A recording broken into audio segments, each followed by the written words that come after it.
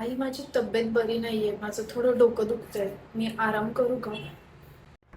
मला नाही बाई काम होणार. तुझी तू कर आणि आराम कर. अगं ह्या ओट्यावर किती भांडी पडलेत आणि ती पोरं बघ रस्त्यावर गेली खेळायला. त्यांच्याकडे कोण लक्ष देणार? झोपली लगेच आरामाच्या नावाखाली.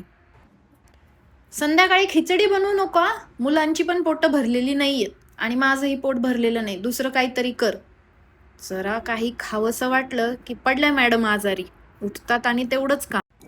अहो, येताना एक गोळी आणाल का मला? डोकं खूप दुखतंय माझं. माझी पण औषधं संपले ती पण घेऊन ये रे. माझा पण गुडगा दुखतो. आता मला काम नाही होत बरं का. गुडघे दुखून आले ग बाई दिवसभर काम करून करून. म्हातारपणाला पण सुख म्हणून नाही. सुनेचा आजारपण म्हणजे नाटक. तिने काहीही केलं तरी नाटक. यांचं काही दुखलं तर मग मात्र खरं दुखणं. आणि खरं तर तसंही माझी किंमत कळतीये मला, की मी स्वतःकडे लक्ष नाही दिलं आणि आजारी पडले तरी समोरच्याची कामं माझ्याच इथे येऊन अडणार आणि शेवटी त्याला नाटकाचं नाव दिलं जाणार. असंच चालत राहणार आहे.